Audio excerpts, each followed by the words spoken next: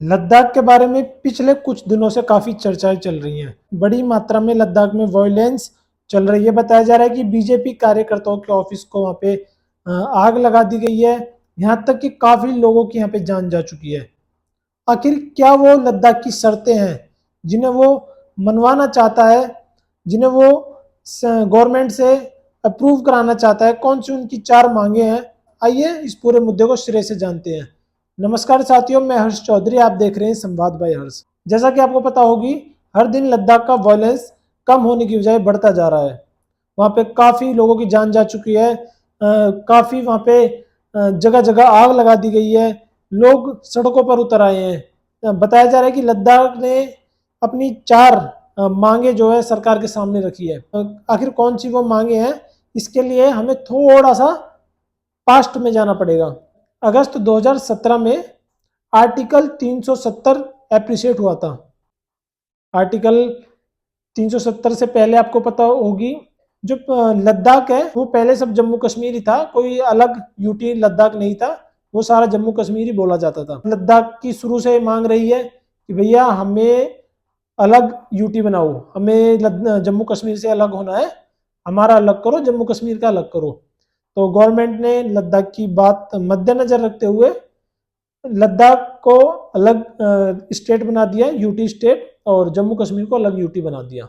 लेकिन जम्मू कश्मीर में legislative assembly है और लद्दाख में लेजिस्लेटिव असेंबली नहीं है। लेकिन अब बात आती है कि भाई जो प्रेजेंट में ये वायलेंस चल रहा है 10 सितंबर से गवर्नमेंट के सामने रखी है। पहली शर्त जो लद्दाख ने रखी है कि भैया अब हमें यूटी का दर्जा नहीं चाहिए, बहुत दिन हो गया, हमें भी स्टेट का दर्जा घोषित कर दिया जाए। मतलब अभी 2019 में इन्होंने खुद ने ये बोला कि भैया हमें यूटी अलग, अपना यूटी चाहिए। गवर्नमेंट ने यूटी के लिए अप्रूव कर दिया। अब कि भाई हमें तो स्टेट चाहिए। अब स्टेट की मांग, मतलब कल को आप कुछ और मांगोगे, परसों को फिर बोलोगे हमें तो पहले जैसा यूटी बना दो। तो भाई ये जो है लद्दाख का चल रहा है कि हमें अब स्टेट बनाओ। यूटी का मजा भी हमने चख लिया, अब स्टेट का मजा भी हमें जो है चखना है। तो दूसरी डिमांड है भाई लद्दाख की कि भाई हमें कॉन्स्टिट्यूशन ऑफ इंडिया के तहत 6th शेड्यूल में रखिए।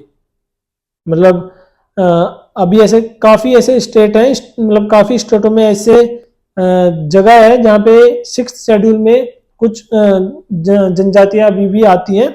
तो उसको लेकर ही यहाँ पे लद्दाख ने डिमांड रखी कि भाई हमें 6th शेड्यूल में कॉन्स्टिट्यूशन ऑफ इंडिया के तहत हमें भी रखिए। तीसरी डिमांड क्या है? तीसरी डिमांड यह है कि भैया लद्दाख के लिए अलग पब्लिक सर्विस कमीशन होना चाहिए, जैसे कि और राज्यों में है, जैसे कि उत्तर प्रदेश, महाराष्ट्र, इन सब में जैसे अपने अलग पब्लिक सर्विस कमीशन है, हमारे लिए भी लद्दाख के लिए अलग पब्लिक सर्विस कमीशन होना चाहिए, ताकि हमारे यहाँ के लोगों को बेरोजगारी ना देखनी पड़े।